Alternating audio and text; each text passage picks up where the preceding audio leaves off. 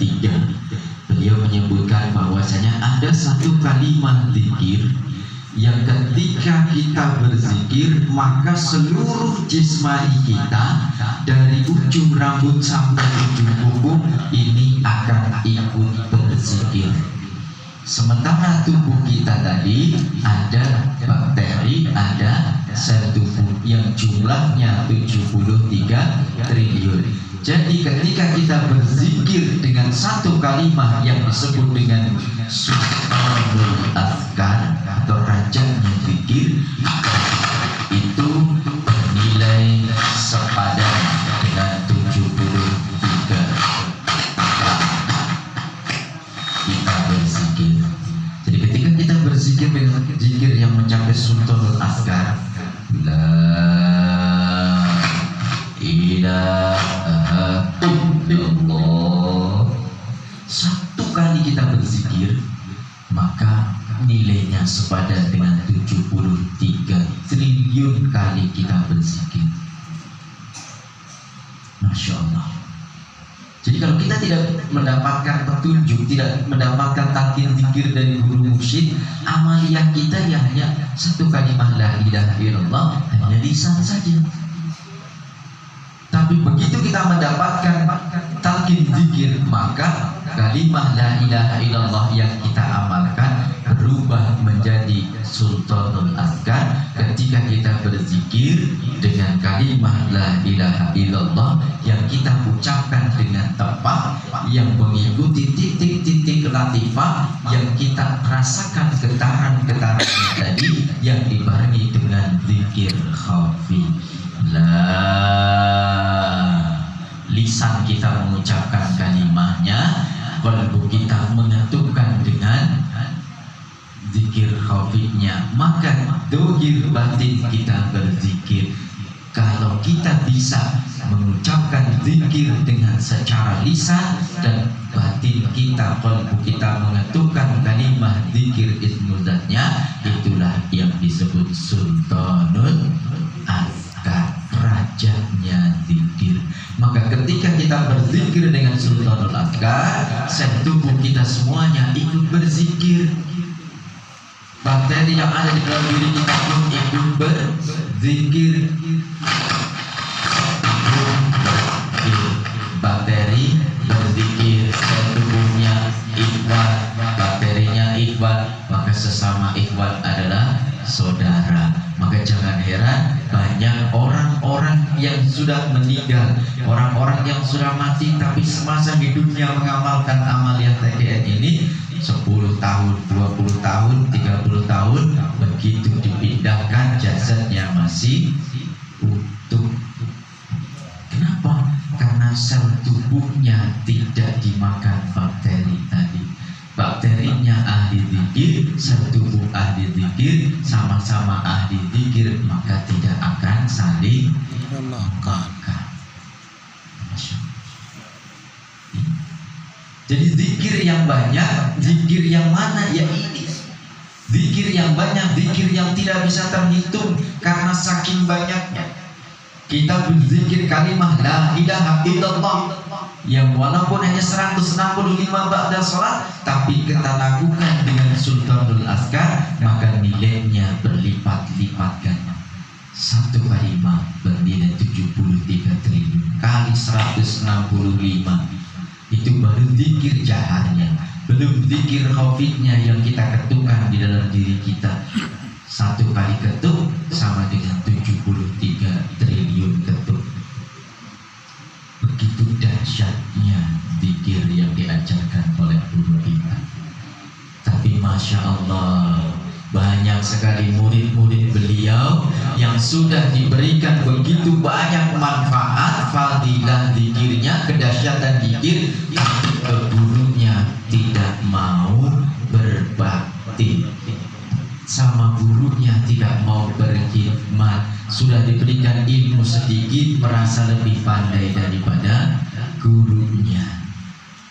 Masya Allah. Mudah-mudahan kita semuanya diberikan kekuatan oleh Allah untuk kita terus mutaba'ah dan kita menjadi murid yang siddiq. Mana murid yang sidik murid yang jujur. Murid yang jujur adalah murid yang mengamalkan apa yang diajarkan oleh gurunya saja. Ini ada satu kalamnya Syekh Ahmad Zaini Abdul Ghani yang biasa kita kenal dengan Abah Gurus Kumpul. Nah, semua kenal ya?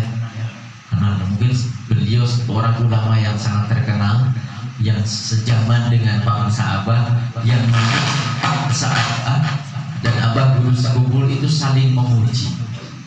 Tidak ada ikhwan, kalau tidak salah namanya Ustadz Subhan. Beliau murid bangsa Abah yang silaturahim ke Abah Gurus Kumpul waktu itu. Begitu sampai kepada Abah Gurus Kumpul, menyampaikan salam, menyampaikan apa maksud silaturahim. Kemudian Abah Gurus Kumpul menyampaikan salam kepada bangsa Abah. Apa kata Abah Gurus Kumpul?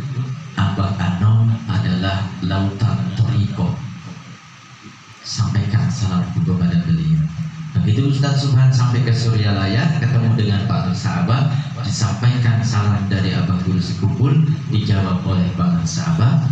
Abah Gurus Kumpul adalah lautan ilmu. Beliau saling memuji.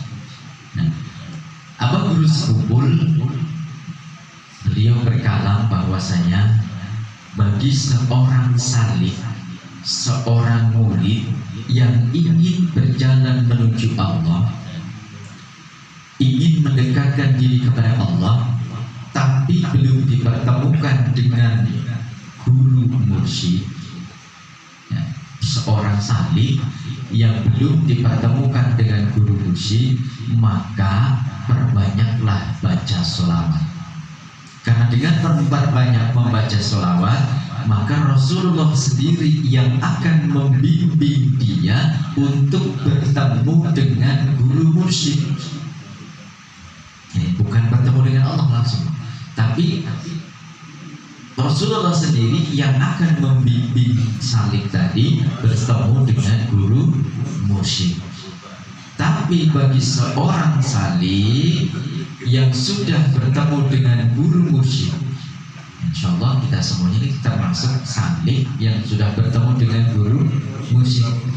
Bagi seorang salik yang sudah bertemu dengan guru mursyid, maka tidak usah mengamalkan apa-apa lagi kecuali apa yang diajarkan oleh guru mursyidnya. Amaliyah, tuntunan amaliyah yang diberikan guru mursyid itu sudah disempurnakan. Jadi amalkan saja apa yang menjadi amaliyah itu, tidak usah ditambahi, tidak udah dimodif, dikurangi. Oh ini kayaknya terlalu berat, gantilah sama yang ini. Oh ini kayaknya bagus, tambahin ke sini. Tapi cukup yang menjadi pegangan kita apa yang diajarkan oleh para sahabat yang tertulis di dalam kitab Uqudul Jumat, kitab ibadah, akhlakul karimah, yang keilmuannya ada pada kitab Miftahus Sudur dan ada pada kitab Bidayatul Salikin. 5 buku, walaupun hanya tipis-tipis, tapi masya Allah luar biasa. Jangankan yang waras, yang tidak waras mengamalkan amaliyah para sahabat, insya Allah menjadi sehat waras. Tapi orang-orang yang mengamalkan amaliyah para sahabat tapi tidak ada mahabbah, tidak ada kecintaan, tidak nurut, inilah yang disebut dengan orang gila yang sesungguhnya. Jadi belajar toriko ini yang sudah kita ikut. Tujuan belajar toriko kan untuk apa sih? Tujuan belajar toriko kita untuk mempersiapkan diri untuk bisa kembali kepada Allah. Kenapa? Karena kalau kita tidak belajar kembali kepada Allah di dunia ini, kita tidak akan bisa kembali kepada Allah nanti di akhirat. Kita berharap surganya Allah nanti di akhirat, tapi di dunia ini kita tidak meraih.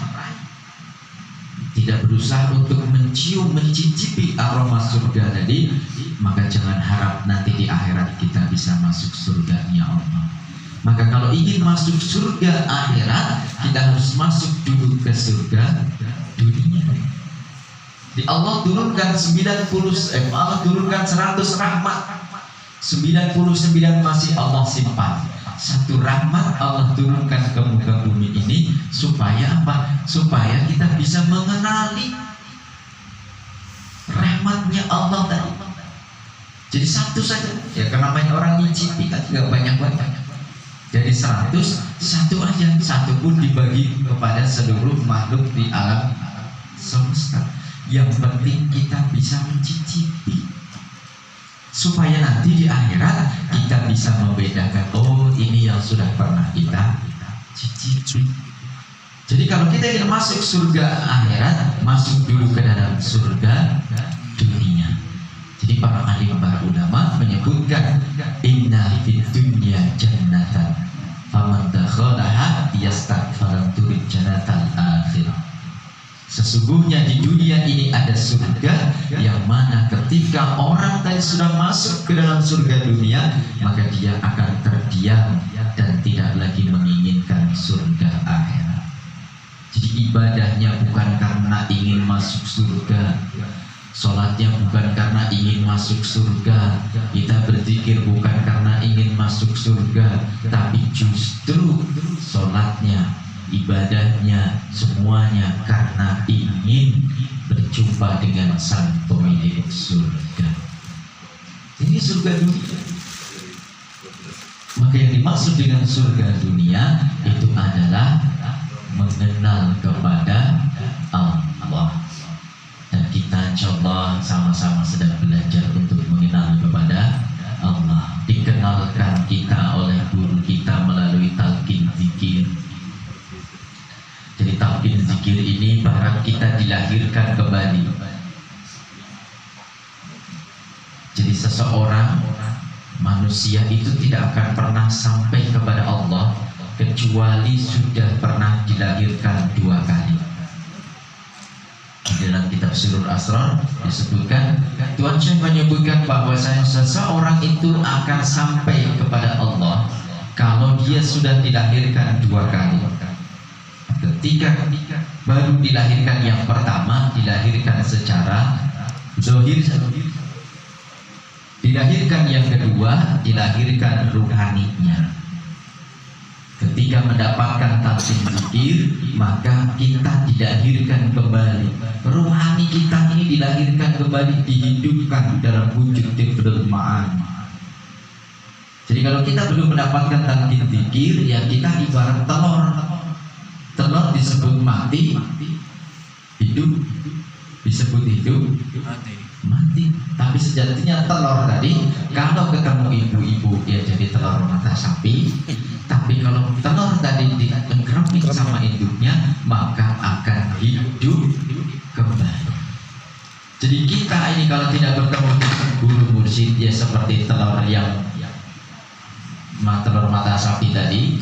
Tapi kalau kita bertemu dengan guru mursyid, mendapatkan talqin zikir, maka kita akan bisa melanjutkan kehidupan berikutnya dengan talqin zikir. Tapi bukan berarti begitu kita sudah dilahirkan, sudah ditalqin zikir, terus kita merasa diri sudah bisa keluar dari sarangnya.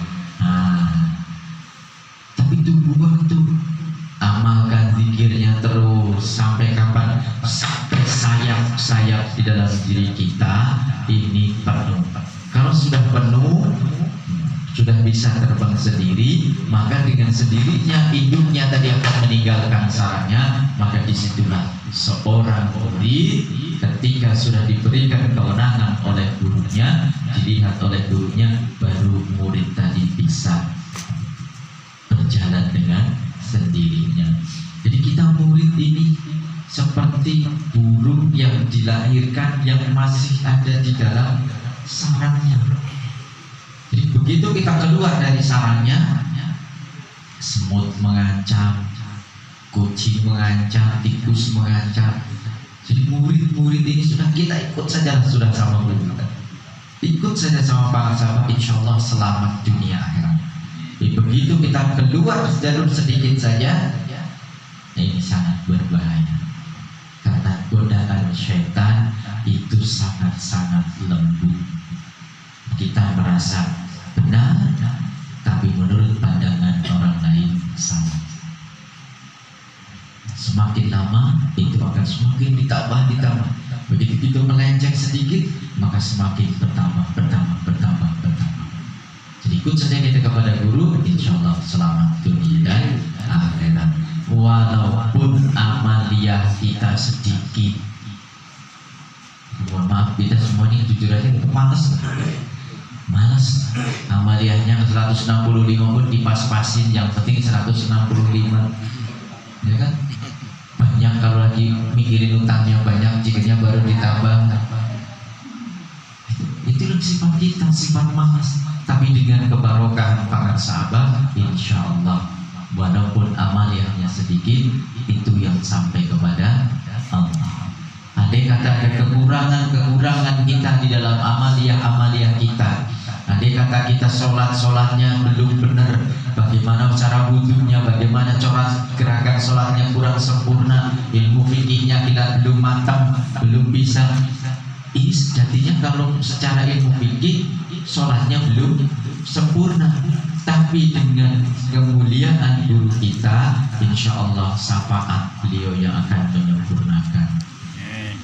Tapi jangan kene-kene ada syafaat para sahabat, nggak usah, tapi terus. Makanya perlu kita belajar ilmu fikihnya beliau nih, masya Allah. Jadi kita harus terus belajar supaya apa? Supaya sempurna. Jadi kalau kita ibadahnya dan sempurna, syafaat para sahabat yang akan menyempurnakan. Tapi kalau kita tidak ada ibadahnya, apa yang mau disempurnakan? Nah, barangkali itu ya yang bisa kami sampaikan, walaupun sedikit, tapi insya Allah sama-sama kita bisa mengamalkan